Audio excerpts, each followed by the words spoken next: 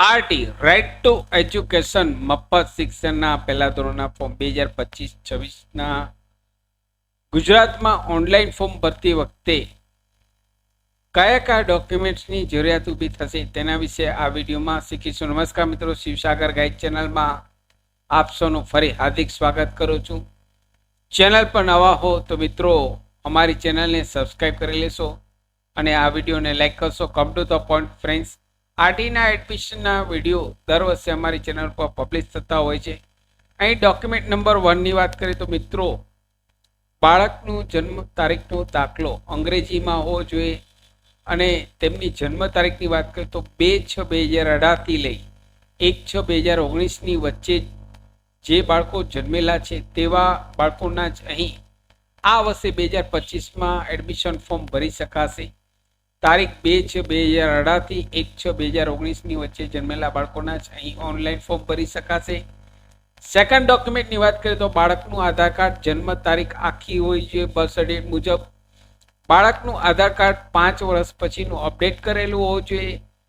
Third ડોક્યુમેન્ટની વાત કરીએ તો પપ્પાનું આધાર કાર્ડ, લાઇટ બિલ, પાસપોર્ટ કોઈ પણ એક પુરાવો એડ્રેસ પ્રૂફ તરીકે ચાલશે. અહીં ફાધર અને મધરનું આધાર કાર્ડ અપલોડ કરી શકો એડ્રેસ પ્રૂફ તરીકે. અહીં પાંચમા ડોક્યુમેન્ટની વાત કરીએ તો બાળક કે પિતાના બેંક ખાતાની પાસબુકનું પહેલું પેજ, ખાતા નંબર વાળું ફર્સ્ટ પેજ અહીં ડેટા ઇનપુટ કરવા જોશે. અહીં કેન્સલ ચેક પણ ચાલે તો અહીં આપ ડેટા ઇનપુટ તરીકે કેન્સલ ચેક પણ અહીં રજૂ કરી શકો. જાતિનો દાખલો પિતાના નામનો, જાતિનો દાખલો અહીં પિતાના નામનો જોશે. જો બાળક આંગણવાડીમાં અભ્યાસ કરતું હોય, સરકારી આંગણવાડીમાં અભ્યાસ કરતું હોય તો તેનું મિનિમમ 2 વર્ષ કમ્પ્લીટનું સર્ટિફિકેટ સહી સિક્કા સાથેનું જોશે. આઠમા ડોક્યુમેન્ટની વાત કરીએ તો આવકનો દાખલો મામલતદાર કચેરીનો પિતાનો લેટેસ્ટ 1/4/2023 પછી 1/4/2023 પછીનો લેટેસ્ટ મામલતદાર કચેરીનો દાખલો અહીં જોશે. અહીં ગ્રામ્ય વિસ્તારમાં રહેતા હોય તો તાલુકા પંચાયતનો પણ ચાલી શકે. અહીં આવકની મર્યાદાની વાત કરીએ તો 1,20,000 ગ્રામ્ય વિસ્તાર માટે અને 1,50,000 શહેરી વિસ્તાર માટે આવકની મર્યાદા છે. ઇન્કમ ટેક્સ રિટર્ન જો ભરતા હોય તો તેની કોપી, ઇન્કમ ટેક્સ રિટર્ન ભરતા હોય તો તેની કોપી અહીં ₹1.5 લાખથી વધારે આવક ન હોવી જોઈએ. જો આપ ઇન્કમ ટેક્સ રિટર્ન ભરતા હોય તો ઇન્કમ ટેક્સ રિટર્નમાં આપની આવક 1.5 લાખથી વધારે ન હોવી જોઈએ. એટલે કે અહીં આવકના દાખલા અને ઇન્કમ ટેક્સ રિટર્ન બંનેમાં આવક સરખી હોવી જોઈએ. આવકના દાખલામાં અને ઇન્કમ ટેક્સ રિટર્નમાં બંનેમાં આવક સરખી હોવી જોઈએ અને તે 1.5 લાખથી વધારે ન હોવી જોઈએ. નેક્સ્ટ, અહીં પાન કાર્ડ બંને પેરેન્ટ્સના અપલોડ કરવાના રહેશે. સેલ્ફ ડિક્લેરેશન ફોર્મ જે સાઇટ ઉપરથી આપને મળી જશે. જે લોકો રિટર્ન ભરતા નથી, જે લોકો ઇન્કમ ટેક્સ રિટર્ન ભરતા નથી તેમને અહીં સેલ્ફ ડિક્લેરેશન ફોર્મ ભરીને સાઇન કરી અપલોડ કરવાનું રહેશે. રાશન કાર્ડ દરેક મેમ્બરનું આધાર કાર્ડ સાથે લિંક હોવું જોઈએ.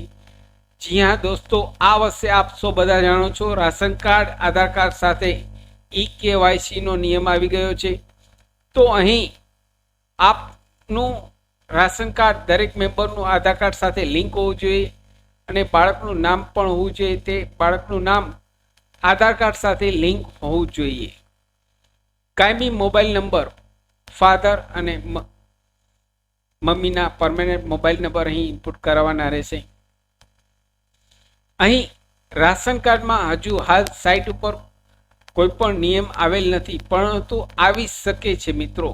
તો આપ વહેલી તકે, આપને સલાહ આપું છું કે આપ વહેલી તકે આપનું રાશન કાર્ડ આપના ફેમિલીના તમામ મેમ્બરનું આધાર કાર્ડ સાથે લિંક કરાવી લેશો.